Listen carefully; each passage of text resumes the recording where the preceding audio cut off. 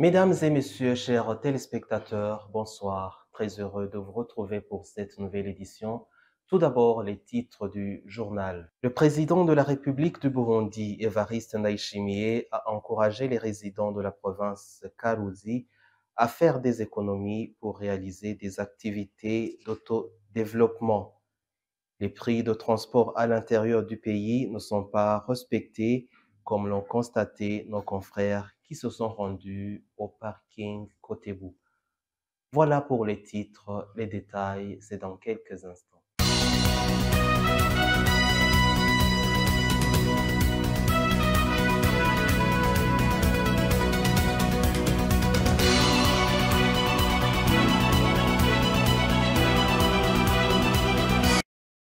Bienvenue encore, comme je vous le disais dans les titres, le président de la République du Burundi, Évariste Ndayishimiye, a encouragé les résidents de la province Karuzi à faire des économies pour réaliser des activités d'autodéveloppement. Reportage de Ange Negrita Irakoze. Le président de la République du Burundi, Évariste Ndayishimiye, lance un appel à la population des communes Chombo et Nyabikere en province de Karusi d'économiser leur argent afin de se développer dans le secteur agropastoral. Pour ceux du secteur minier, il leur a demandé de travailler avec beaucoup d'efforts pour avoir la possibilité de les vendre à l'extérieur du pays. Je vais vous dire une chose maintenant que l'argent n'est pas un ami.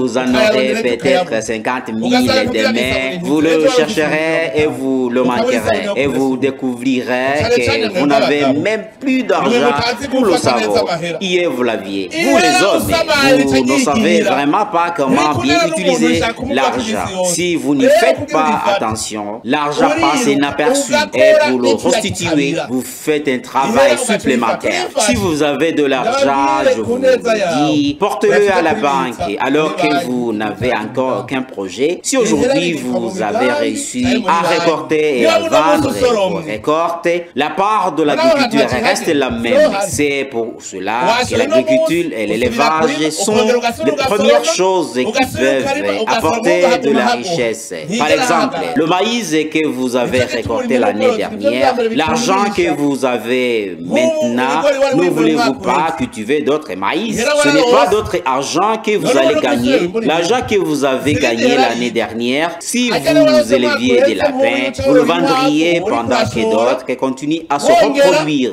L'agriculture et l'élevage sont les premières choses qui rendent l'argent riche. Il n'est pas bon de terminer la journée sans faire quelque chose qui vous rapportera du profit. Celui que vous voyez dans des ligalas est celui qui apporte la pauvreté. Cette dernière est la mauvaise personne qui nous détruit. C'est pourquoi je regarde tous les produits que nous pouvons vendre à l'étranger. Ces minéraux sont ce qui nous apportera le développement. Et je leur ai moi-même dit que s'ils cachent des minéraux, nous les chasserons. Le président Évariste Ndayishimiye a déclaré cela lors de sa visite sur des sites miniers de Castellite le 6 janvier de cette année.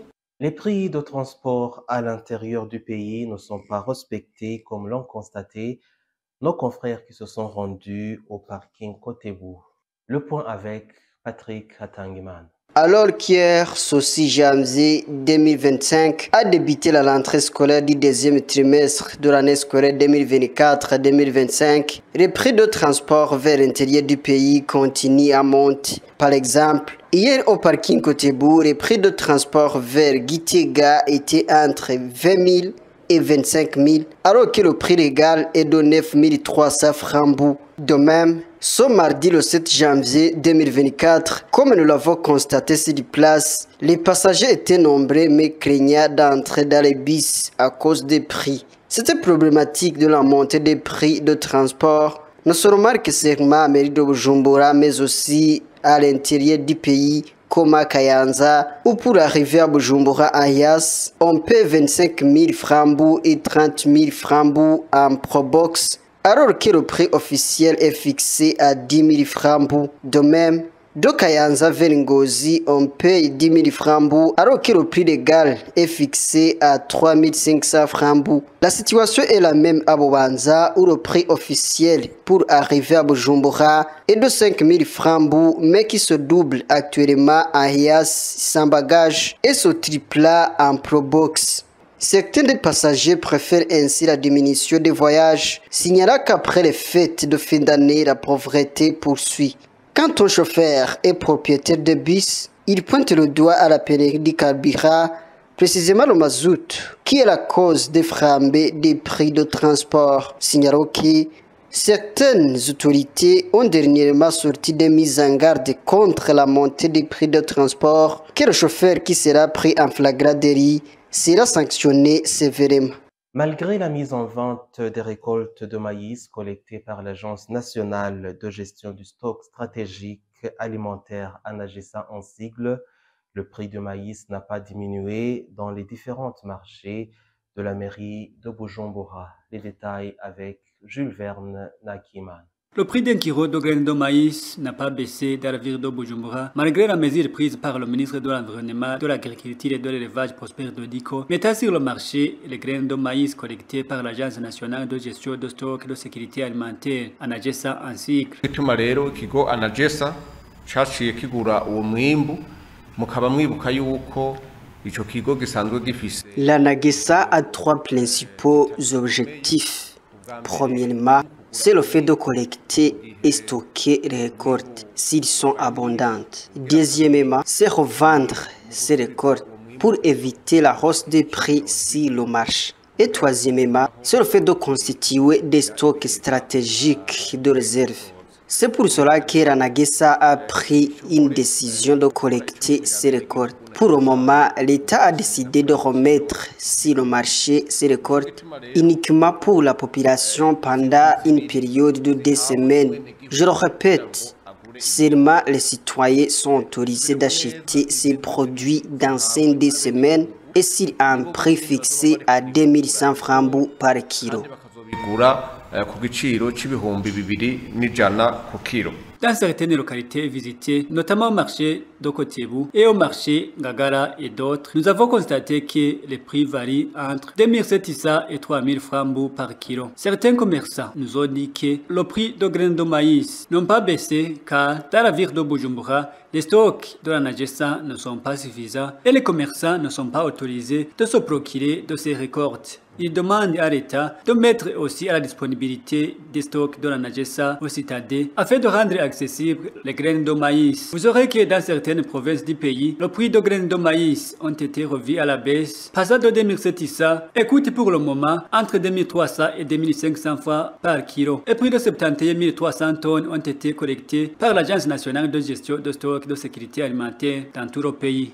Et à présent, je vous prie de suivre l'actualité internationale. En France, quelques dizaines de tracteurs autour de Paris, les autorités excluent un blocage de la capitale. Les agriculteurs de la coordination rurale en colère. Ils dénoncent le contrôle des fermes et l'accord européen de libre-échange avec le pays latino-américain. Quelques dizaines de tracteurs tentaient ce lundi matin d'approcher de Paris, notamment dans les Yvelines et dans les Saônes. Les autorités excluent de laisser les activités bloquer le marché international Certains sans leurs tracteurs sont néanmoins arrivés jusqu'au central de la capitale. Certains manifestent parce qu'ils veulent de l'argent, dit un manifestant placé au cadre des roues. Nous ne voulons rien d'autre que l'application des règles européennes, les mêmes pour tous. Est-ce que c'est demander la lune? L'autre chose, ce sont les contrôles qui nous agissent au quotidien. Vous le connaissez tous. Nous voulons que ces contrôles portent sur les produits importés et non sur nous. On en est marre. Selon les autorités, la mobilisation compte environ 200 agriculteurs et une cinquantaine de tracteurs à travers la France. Les rassemblements se tiennent à quelques jours des élections professionnelles. Entre le 15 et le 31 janvier, les agriculteurs élisent leurs représentants.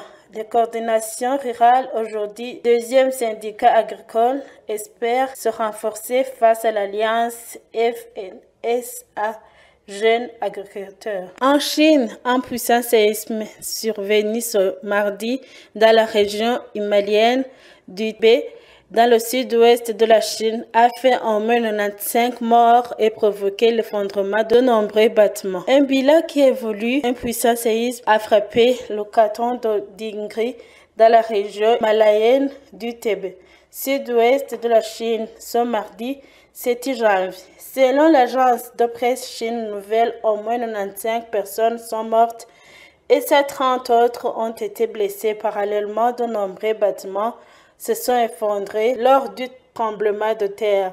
Selon l'Agence nationale chinoise chargée des séismes, CNC, le tremblement de terre atteint une magnitude de 6,8 et a été ressenti jusqu'à Katmandou, au Népal. De son côté, l'Institut d'études géologiques américain SGS a fait état d'un séisme plus puissant de magnitude de 7,1. Le canton tibétain de Dingri, situé en haute altitude, compte environ 62 000 habitants et se situe non loin du versant chinois de l'Everest. Voilà pour l'essentiel de l'actualité. Merci de l'avoir suivi. Très belle soirée à tous.